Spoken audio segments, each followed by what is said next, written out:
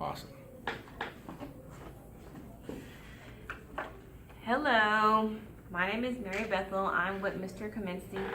Hello. He is the English 2 teacher, and we're going to go through the unit. He is aware that this video is for my evaluation and how I'm going through the coaching process. It's nothing to do with his evaluation. So we're going to start talking about his unit and go through these questions. So, Mr. Kaminsky, we are currently on, well, we will start in a few weeks, Unit 2. That's your poetry unit. What do you want your kids to take away from this unit? So I want a fundamental understanding of the various figurative language techniques that poetry uses. So not that it's to be taken literally, but rather that there's implications to why the authors are choosing to say things the way they are. As well as that, I would like an understanding of the structure and the syntax, the stanza breaks, the punctuation that's in poetry, and the reason why it's like that, to learn how to read it. Okay. So you know when to pause, when to breathe. I also would like them to, maybe appreciation's too much, but at least an exposure to the art itself, because they focus so much around songs or music that they're enjoying. And I think the realization that a lot of poetry is really just a lyric without a music. Okay. So I guess those are my big three things. I want them to be able to understand it. I want them to make their own implications from it. I want them to be able to read it. And I want them to, if time comes, perhaps appreciate it. Well, good. So knowing the structure, being able to comprehend the poetry, and also make inferences, to predict what the meaning behind the whole thing could be. Right. So to infer, to predict, and okay, great. How will you know when your students have successfully achieved what you hope for them to achieve? I think a lot of it's going to be participation based. I think a lot of it is going to be discussion within class. There will be, tested, papers, what does this mean to you type of thing, break this down line by line in your own words, that kind of stuff, which will show some implication of what they want. But I think a lot of it will be mainly based off of just participating and interacting with each other, and maybe some class discussion back and forth of, I think it means this versus I think it means that. And that's kind of the bigger goal, because I want them to be able to think for themselves, but also not necessarily this is what this book says, but this is what it means to me. Right. So some things like maybe a Socratic seminar where kids can have discussions with rules or understand how that works. Right. And also, because we're English too, having them maybe even debate or choose a perspective or a side on it. Correct. Yeah. I mean, I kind of keep my room in kind of like a horseshoe shape as it is now, just because I can get eyes on everybody else too, but if that discussion were to come up, we're already kind of set up in a circular formation for that to even occur. So it's kind of a reasoning, Right.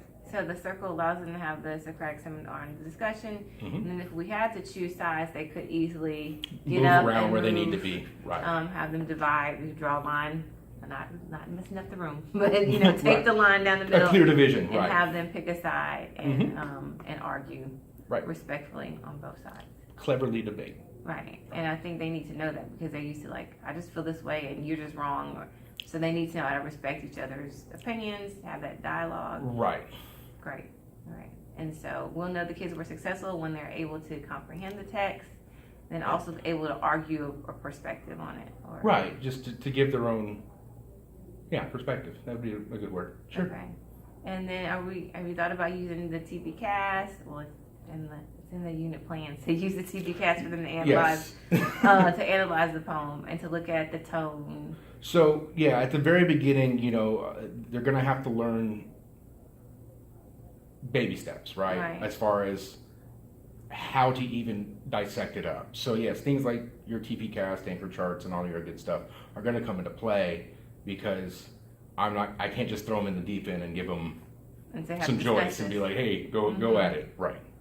And so the guideline to know how to analyze a poem, first of all, because they're just used to looking at it and right. More than likely, the first thing we're going to start with is maybe a familiar song that they know of, because to me, like I said, music is very poetic. Right. So to get a familiar song for everybody, that might be a quick little, hey, we're going to start Unit 2 next week. Can everybody give me a song or something you're all familiar with? And then as a majority, hey, let's throw some lyrics up, clean lyrics, Right. appropriate, school appropriate, and figure out what this person's trying to say. And Right. there's resources for that online where you can look up like lyrical input from the actual artist to figure out their implications. But before we get to that, have them kind of parse it out themselves, see if they can get their own Right. their own meaning. So introducing them to the unit that way, and then getting into the technical, figurative language, Right. Literary devices, all that. Correct.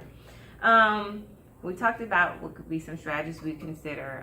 So we talked about Socratic seminar, even doing the line in the room, or divide them on two different sides. Obviously, the strategy of TP-CAS. Trying to think other strategies that we might use for them when they're interacting with poems. I mean, just to make sure that they comprehend what we're trying to teach them, because a lot of times it's abstract language. Right. So they lose the meaning of it. So if we could try to make that concrete, having them, when you hear a figurative language phrase, can you draw that? Because it creates an image in the mind. Can you draw that image that the author's trying to create? So I think having to make some concrete or something abstract might help with that. So we've done a little bit of that. Actually, we're doing that this week with paintings and using figurative language to describe to each other what they're seeing. So I'm trying to kind of set that foundation now. Right. But with poetry, since poetry is very much up to the reader's interpretation, I think the main thing would be I would have to orate it first to give them a break of how to even approach such a thing. And then from there, slowly integrate everybody else into getting comfortable to where they might be able to read it for themselves, even aloud, with everybody else. So I think that would be a good first couple weeks type of thing to do. Okay. So introduce them to it orally, having them read it, take it in that way. And then here's a thought. What about putting up stations where they just focus on tone, or they maybe just focus on figurative language? Yeah, where we break it up. Even break up that TP-CAS into different, like a T station, a P station, so they can kind of delve a little deeper into that. I mean, and I'd be willing to come help you do that. Sure. So that's one thing. What is most important for you to pay attention to in your students or in yourself while you're going through the poem or going through this unit? I think, so the most important for me is in what is most important for me for the students or for myself? For yourself. For me, I think it's mainly just kind of keeping my head on straight to where if I get a negative reaction as far as, well, why are we doing poetry, whatever, I don't take that to heart, but instead I try to remain positive and encouraging so that even though they may not like the poetry, they can still take a fundamental respect or value in it. And I think that might be a difficult thing for me to do. Not because, I just think there's been a sheer lack of exposure to poetry, and a lot of people aren't necessarily familiar with it as they could be. So they automatically shut down. And they could shut down rather quickly. But it just depends. I may be completely wrong, and it may just go perfectly well, in which case, hey, more power to them. But I think that keeping the ball moving and not letting it bog either myself or the students down because, I don't want them to think poetry is not a cool thing because, hey, it's a subjective thing anyway. Not everybody's going to like it. Right. But I think everybody finding a fundamental respect or need for it could be another goal actually to add even to the beginning. Right. And also, like you said, chunking the poem. If it's depending on the stanzas and length of the poem, maybe just breaking the poem up into pieces so that they can digest it, like that's your word, so they can swallow it instead of just giving the whole poem, go. Right. But yeah, breaking it up. Yeah, we did a small poetry thing in the first unit, and I actually broke up the class into 3 different groups because there were 3 stanzas. Oh, okay. So like, what do you do in this stanza? What are you doing in this stanza? What are you doing in this stanza? And then we came back together to put the whole poem back together and get a meaning from that. Right. That's almost slightly like a jigsaw. If you were to take it apart and give them things and then bring them back together in a jigsaw. And that worked actually pretty well. Good. So they're used to interacting. They're used to breaking up in groups and doing their own thing and then coming back and put it together. Good. As you reflect on this conversation that we're having right now, sure. How is this helping you? It's making me more comfortable with being a new teacher in general. It's making me more comfortable with having someone there to steer me in ways that I might not know of myself, being new to the profession. So it's a bit refreshing. Okay, good. Yeah.